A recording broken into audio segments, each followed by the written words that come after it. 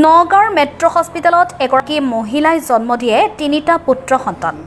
নগাঁৱৰ মেট্ৰ' হস্পিটেলৰ সাফল্য।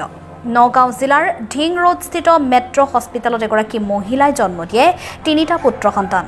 প্ৰাপ্ত খবৰ অনুসৰি যোৱা 6 অক্টোবৰত নগাঁও জিলাৰ ৰৌমাৰীৰ এগৰাকী মহিলাক অতি সংকটজনক অৱস্থাত মেট্ৰ' হস্পিটেলত ভৰ্তি কৰোৱাইছিল। তাৰ পিছদিনাই অস্ত্ৰোপচাৰৰ সহায়ত মহিলাগৰাকীয়ে তিনিটা পুত্ৰ সন্তানৰ জন্ম দিয়ে। ইফালে জ্যেষ্ঠ চিকিৎসক লতিফুৰ ৰহমানে জানিবলৈ দিয়া মতে মহিলাগৰাকীয়ে সন্তান প্ৰসৱ কৰাৰ পিছত অসুস্থ হৈ থকা তিনি শিশুক লগে লগে NICUত ভৰ্তি কৰায় আৰু তিনি শিশুক NICUৰ পৰা চিকিৎসা প্ৰদান কৰাৰ লগতে মহিলাগৰাকীকো উন্নত চিকিৎসা প্ৰদান কৰি শিশুসহ মাতৃক সুস্থ হোৱাত ঘৰলৈ যাব নিদিয়ে। ইপিনে জ্যেষ্ঠ চিকিৎসক লতিফুৰ ৰহমানে জানিবলৈ দিয়ে যে NICUৰ খৰচ বিনামূলীয়া কৰি দিয়ে হস্পিটেল কৰ্তৃপক্ষই।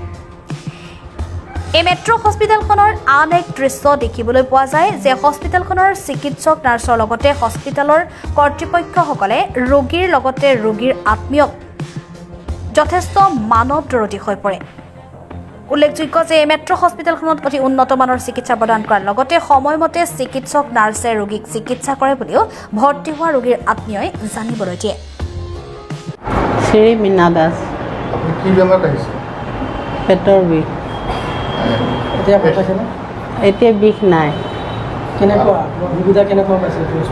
সুবিধা ভালে পাইছোঁ। নাৰ্ছ ডক্টৰ আহেনে? আহে মাতিব লাগে? নাই নালাগে। নিজে খবৰ লয়? নিজে খবৰ কি ক'ব কেনেকুৱা পাইছে? ভালে পাইছোঁ।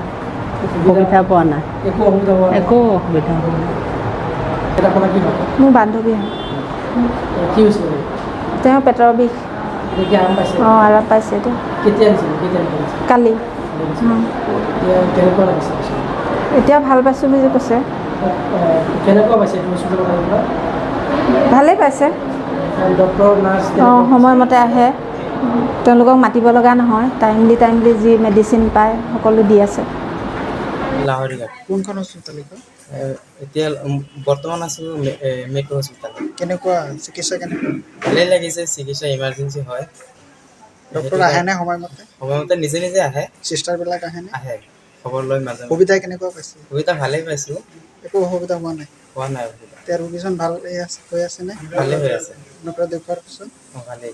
ঔষধ পাতি সময়মতে দিয়ে? সময়মতে দিয়ে। চিষ্টাৰ নাৰ্ছবিলাকক মাতি আনিব লাগে নে? নাই মাতি আনিব নালাগে, নিজে নিজে আহে। আমি যেতিয়া আমি লাহৰীঘাটৰ পৰা যেতিয়া লাহৰীঘাট চিভিলত নিছোঁ, তাৰ পৰা আমাক ৰেফাৰ দিছে মৰিগাঁৱত যেতিয়া আহিছোঁ তেতিয়া ৰেফাৰ দিছে আপোনাৰ গুৱাহাটী GMC। তাৰপিছত আমি ডাইৰেক্ট নগাঁও আহিলোঁ। অহাৰ পিছত যেতিয়া মৰিগাঁৱত আছিলোঁ তেতিয়া কৈছে আজি নহয়, আমাৰ ডক্টৰ নাই, তেতিয়াহ'লে আপোনাৰ কালিলৈ অপাৰেশ্যন হ'ব বা বেবীটো হ'লে কালিলৈ কৰিব লাগিব। মই যিমান ইমাৰ্জেঞ্চি পেচেণ্টত আমি কেনেকৈ হেৰি কৰিম। পিছত আমাক ৰেফাৰ দিলে গুৱাহাটী GMC মই নিয়া নাই, ডাইৰেক্ট আমি আহিলোঁ নগাঁও। পিছত মেট্ৰ' হস্পিটেলত আহিলোঁ। অহাৰ পিছত আধা ঘণ্টাৰ পিছতে আপোনাৰ ৰিজাল্টটো আহি গ'ল। যে সেইটো কাৰণে আমাক ভালেই লাগিছে। নতুন হস্পিটেলত যিহেতু আমি আহিছোঁ, তাত আমি আহি পেলাই বহুত সুখী হৈছোঁ। মানে মই ৰৌমাৰী পাম নগাঁৱৰ চাদিকা খাতুন নামৰ পেচেণ্টজনী ভৰ্তি কৰিছিলোঁ আৰু পেচেণ্টজনী বহুত মানে অচেতন অৱস্থাত ভৰ্তি হৈছিলে আৰু পেচেণ্টজনী এক্লেম্পছিয়া এক্লেম্পছিয়া পেচেণ্ট বুলি কয় ইংৰাজীত, আৰু অসমীয়াতে বাঘিনী প্ৰভূতা বুলি কয়। পেচেণ্টটো কমপ্লিট অচেতন অৱস্থাত অনা হৈছিলে আৰু পেচেণ্টটোক আমি 6 অক্টোবৰত আমি ইয়াত ভৰ্তি কৰিছিলোঁ। আৰু তাৰপিছত সংকটজনক ৰোগীজনক আমি গাৰ্জেণ্টৰ সন্মতিক্ৰমে ICUত ভৰ্তি কৰা হৈছিলে আৰু ICUত পেচেণ্টটো নেক্সট ডে অলপ সুস্থতাত অহাৰ পিছত আমি অস্ত্ৰোপচাৰ সম্পন্ন কৰিছিলোঁ। এই অস্ত্ৰোপচাৰ সম্পন্ন কৰাৰ পিছত 3টা ল'ৰা সন্তান জন্ম দিছিলে আৰু ল'ৰাকেইটাৰ ওজন অলপ কম আছিলে, 2 কেজি 200, 2 কেজি 100 আৰু 1 কেজি 600 গ্ৰাম আছিলে।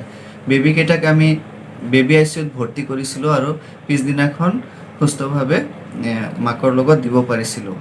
আৰু আমি সেই পেচেণ্টটোক 10 তাৰিখে সম্পূৰ্ণভাৱে সুস্থ কৰি পেচেণ্টটোক আমি বিদায় দিছিলোঁ।